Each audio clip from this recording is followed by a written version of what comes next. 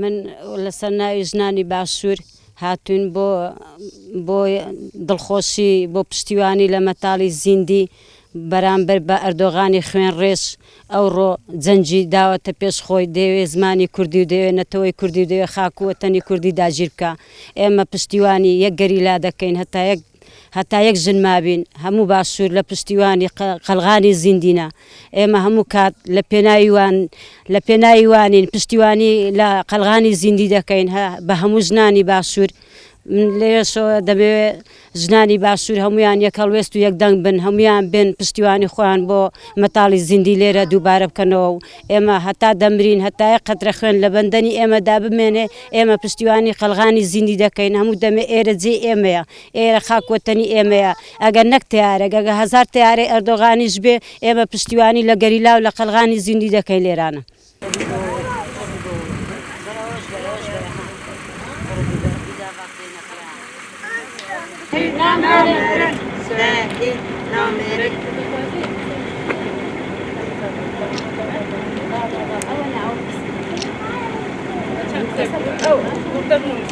بەڕۆحی گیان بازانەی شەهید زیلان داگیرکەری هەڵدەوەشێنین. ئێمەوە گروپی هەڵمەتی ژنان لە دژی داگیرکەری لە 23هەمین ساڵ یادی چالاکی گیان بازیەکەی شەهید زیلاندا یادی تەواوی شەهیدان دەکەینەوە. بەڕۆحی گیان بازانەی شەهید زیلان هێرشی داگیرکەرانەی تورکیا بۆ سەرخاکی کوردستان و ئەنجامدانی کۆمەڵکوژی کورتەک کە تێیدا سێ هاوڵاتی بەناوەکانی عەبدوڵڵا ئاڵی مینە، کوردستان عەبدوڵڵا، هەریات عەبدوڵڵا شەهید بوون و 4 هاوڵاتیش بریندار بوون. ئەم هێرشە هۆڤانەی حکوومەتی تورکیا ڕیسوا شەرمەزار دەکەین.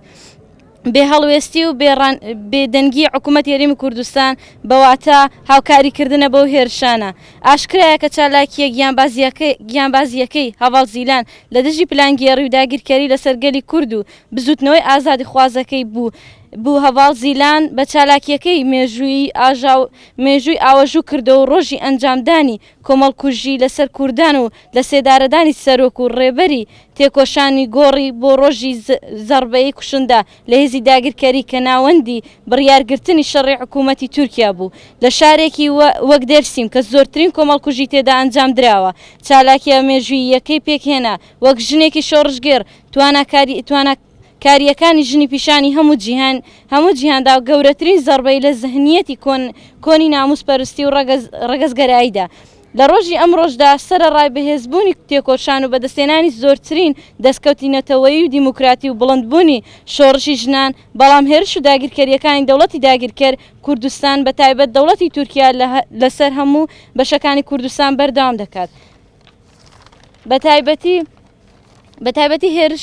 هێرش و هەوا بردومانکردنی خاکی باشووری کوردستان، جێگیرکردنی زۆرترین بنکە و بارەگای سەربازی و دەستگای هەواڵگیری و سیخوڕی لە باشووری کوردستاندا لە ساڵی 1992 بەدواوە هەتا ڕۆژی ئەمڕۆ لە زیادبووندایە و بەڕێوەبردننی داگیرکەری سەربازی و ئابووری کەلتوری لە لووتکەدا بەڕێوە دەبات. داگیرکاری ئابووری لە ئاستێکدایە کە سەروەت و سامانی باشووری کوردستان لە سەدا عەفتای دەچێتە گیرفانی حکوومەتی تورکیاوە. دیسان لە ڕێگەی بڵاوکردنەوەی درامای تورکیا و زیادبوونی قوتابخانە تورکیەکان بە هەموو شێوەیەک توانەوەی کەلتوری ڕەسەنی کووردە و داسەپاندنی کەلتوری تورکیەتی فاشیزمە. لە ماوەی چەند ساڵە ڕابردوودا لە ئەنجامی هێرشی سەربازی و هەواییدا زیاد لە 100 هاوڵاتی بوونەتە قوربانی. لە ڕۆژی 27 عوزەیراندا لە ئەنجامی بردومانی فڕۆکە جەنگیەکانی حکوومەتی تورکیا کۆمەڵکوژیەک لە کورتەک ئەنجامدرا کە تیایدا 3 هاوڵاتی شەهید بوون و 4 هاوڵاتیش بریندار بوون. بێگومان کۆمەڵکوژی کورتەک ئەمە جاری یەکەمی نییە. ئەم کۆمەڵکوژیە بەردەوامی کۆمەڵکوژیەکانی کورتەکی ساڵی 2011 کۆمەڵکوژی زارگەڵی و لێوژێ و کەندەکۆڵ و خەلیفان و شیلازێ و برادۆستا. بە بەرچاوی هەموو جیهانەوە تورکیا هێرش لەسەر خاک و کەرامەت و هەبوونی گەلەکەمان دەکات، بەڵام جیهان بەگشتی بێدەنگە. ئەمە ڕوڕەشیەکی بێسنوورە بۆ هەموو دەوڵەتانی دەسەڵاتدار. لە هەرێمی کوردستانیشدا بە هۆکاری هاوپەیمانی حکوومەتی تورکیا لەگەڵ هەرێمی کوردستان بەتایبەت پارتە دەسەڵاتدارەکان ڕاستەوخۆ جێگەیان گرتووە لە ئۆپەراسیۆنی دژبەرایەتی کردنی تێکۆشانی گەلی کوردەوە. نەک تەنها بێدەنگن بەڵکو بە هەموو شێوەیەک بوونەتە قەڵغان بۆ پاراستنی ئەو هێرشە هۆڤانەی تورکیا و ڕێگەنەدان بە هیچ شێوەیەک چالاکی ئەنجام بدرێت. دیسان ئەمە وەک ژنان پێمان وایە تەواوی کێشەکانی هەرێمی کوردستان گرێدراوی ئەو ڕاستیەیە کە هێزی دەسەڵاتدار تەواو خۆی بۆ بێ ئیرادە کردو خۆی تەسلیمی تورکیا کردووە هەر بۆ یەکێشەی گەندەڵی کۆچبەری و هەژاری و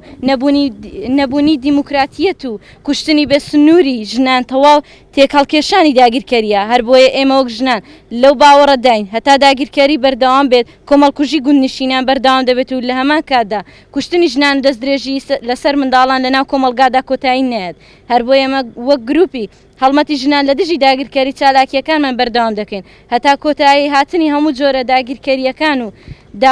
داوا لە جەماوەەر دەکەین بێ هەڵوێستی و بێدەنگی خۆیان لە دژی داگیرکاری بشکێنن و بە هەموو ماناوە بە چالاکی جەماوەری دیموکراتیانە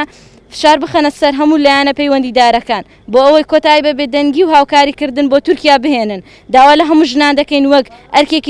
ئەرکێکی ژنانە و نیشتیمان پەروەری ئەرکی دیموکراتی با بە هەموو ماناوە ببنە ڕێگری سەرەکی لە دژی داگیرکاری و هەموو جۆرە تونند و تیژی و ژن کوشتنێک و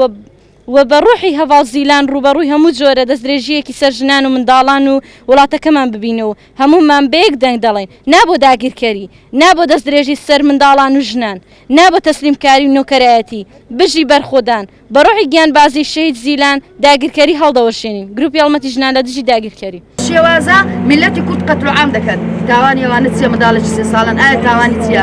گەنجێکی 18 ساڵان تاوانی چییە دوژمن باش بزانە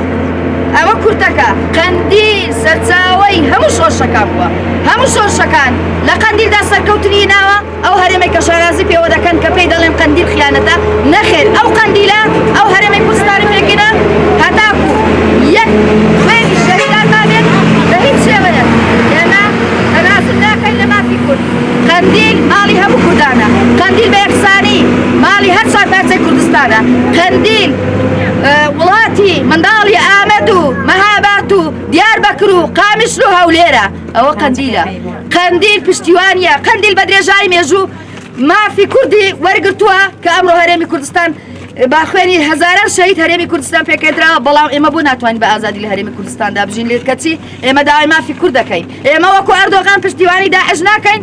بۆ ئەوەی هێرش بکاتە سەر پارچەکانی تری کوردستان قەندیل دڵمانە چاومانە قەندیل ماڵی کوردانە بە درێژایی مێژوو قەندیل لانکەی شۆڕشەکان بووە ئیدی ئەمە دەبی شانازی پێوە بکەین خوێنی کوردیان دەبی لێرە بڕوە یان سەرکەوتن یان ئازادی